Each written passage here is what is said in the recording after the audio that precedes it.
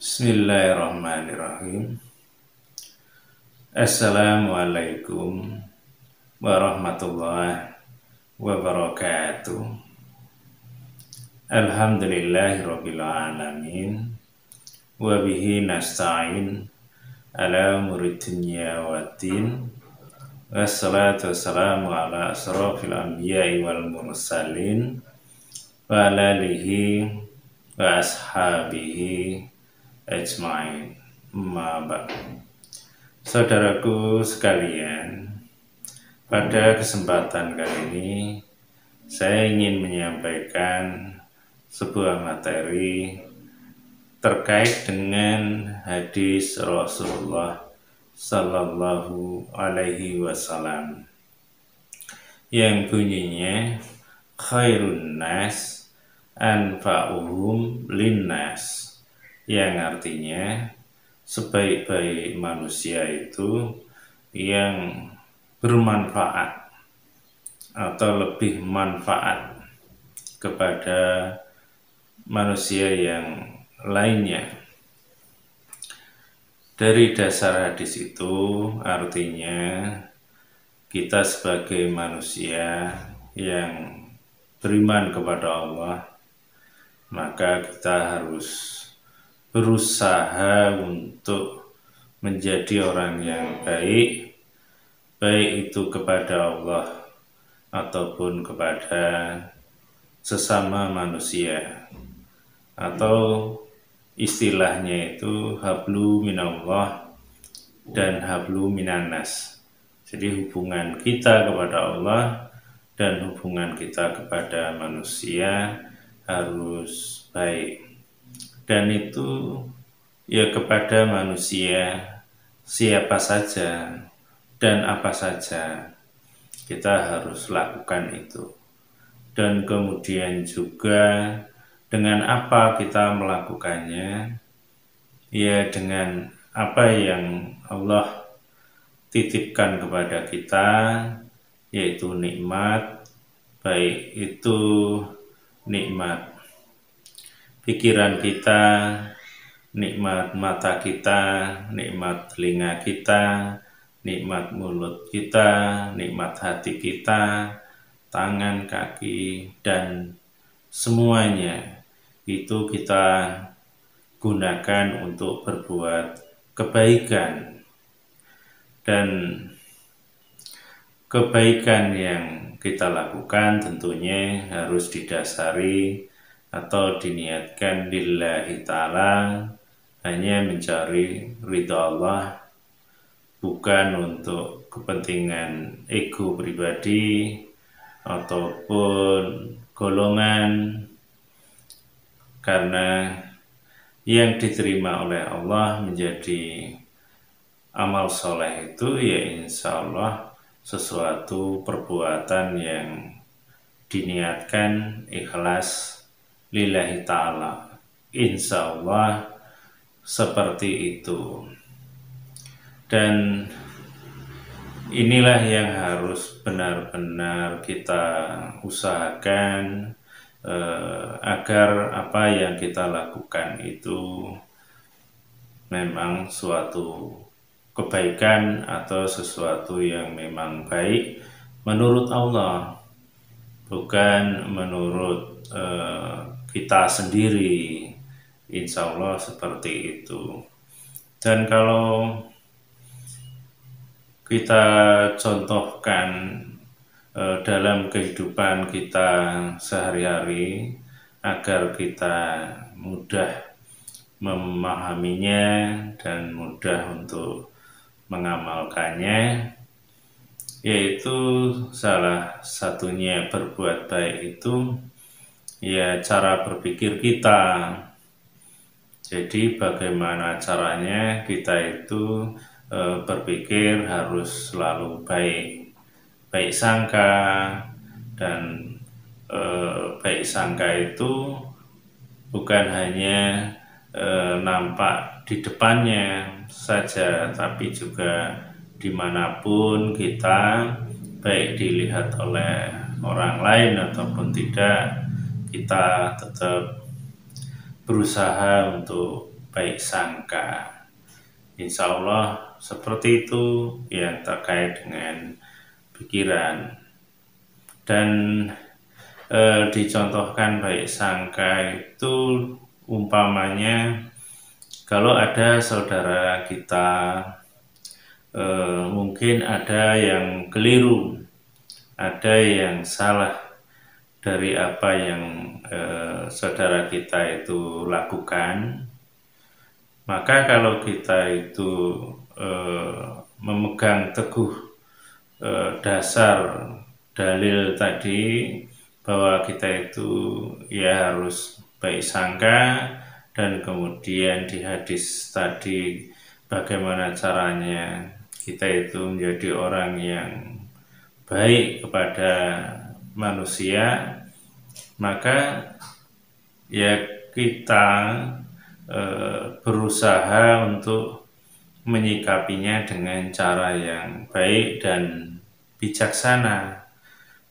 yaitu kalau kaitannya dengan pikiran, ya kalau diungkapkan dengan ucapan, umpamanya oh dia itu ada yang keliru karena mungkin ya namanya manusia, mungkin khilaf, atau mungkin dia itu belum tahu kalau yang apa yang dia lakukan itu sebenarnya belum benar umpamanya, sehingga kita tidak mengarah ke mencela atau menjelekkan atau membodohkan, umpamanya seperti itu. Tetap kita itu bahasanya yang santun, yang baik, sehingga kata-kata itu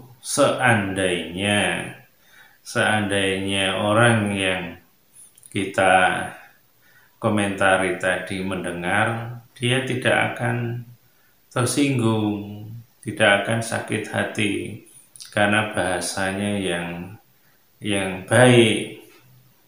Karena apa?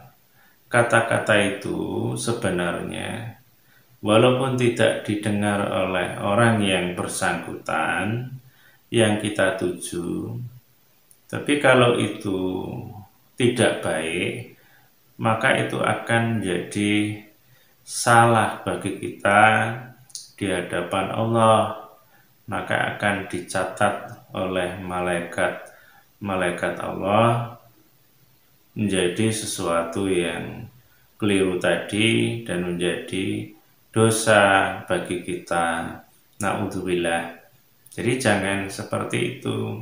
Jangan dianggap bahwa kalau orang yang kita komentari walaupun hanya dengan pikiran kita atau buruk sangka yang ada di dalam otak kita, Allah kan tahu.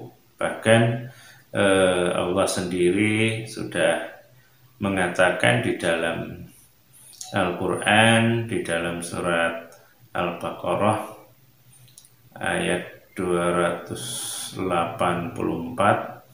yang bunyinya wa in tubdu ma fi anfusikum au tufuhu yuhasibkum bihillah, yang artinya apa yang engkau lahirkan atau engkau nampakkan, engkau nyatakan, atau yang engkau sembunyikan, niscaya Allah juga akan menghitungnya, menghisapnya. Kira-kira artinya seperti itu.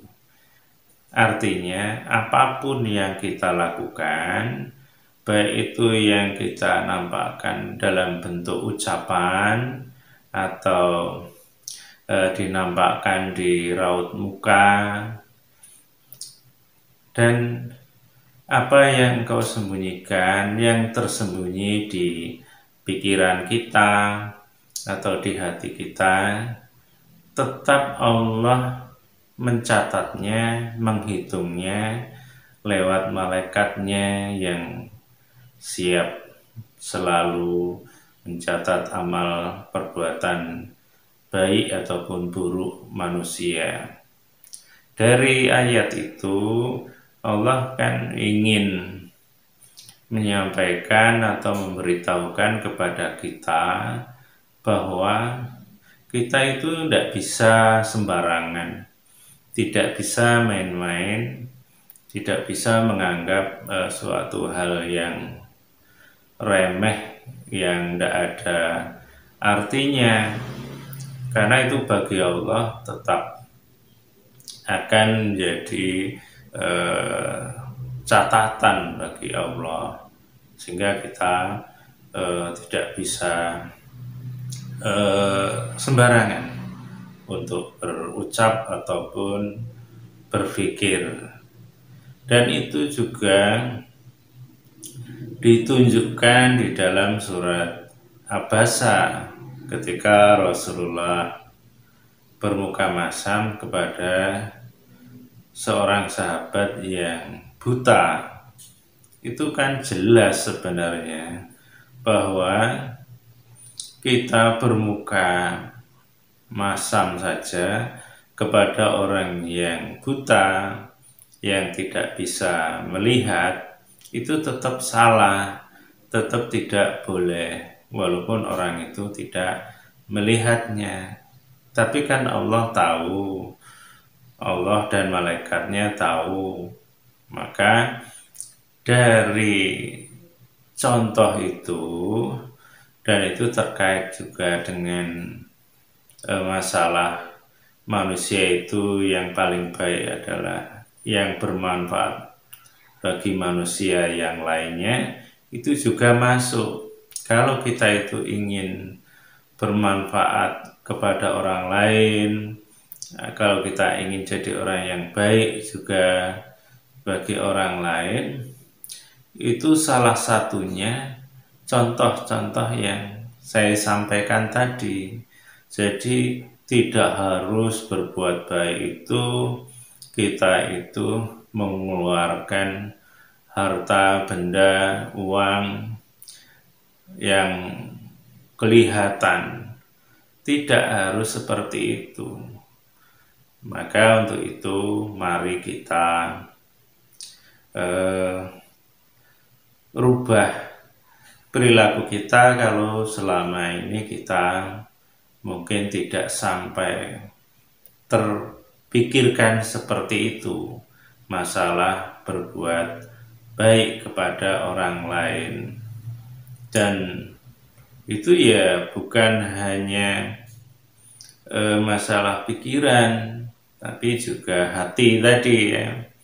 Kalau di dalam hati kita menyimpan ketidaksukaan atau merendahkan orang lain, ya sama, itu akan menjadi catatan dosa bagi yang melakukannya.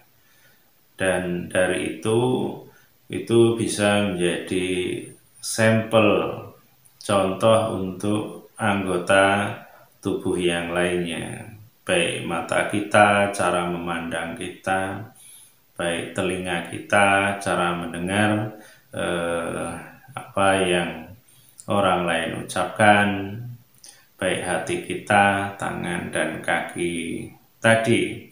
Dan dengan cara kita itu memahaminya dengan baik, insya Allah kita itu akan menjadi orang yang bermanfaat bagi manusia yang lainnya, insya Allah. Dan dengan kita itu melatih dari satu contoh pikiran tadi, insya Allah diharapkan nanti cara bicara kita juga sudah mulai baik. Kalau kita bicara terkait dengan orang lain, didengar itu enak, didengar itu menyejukkan, didengar itu tidak membuat orang itu sakit hati atau kesal. Insya Allah seperti itu, karena kita belajar dari akhlak Rasulullah yang menjadi contoh suri tauladan kita yang baik, insya Allah seperti itu.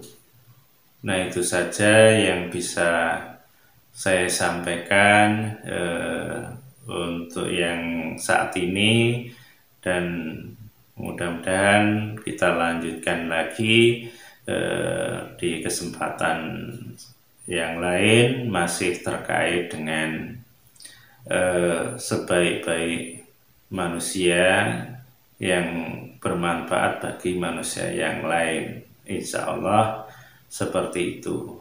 Nah, kurang lebihnya saya mohon maaf, dan kepada Allah mohon ampun. Akhir kalam, Assalamualaikum warahmatullahi wabarakatuh.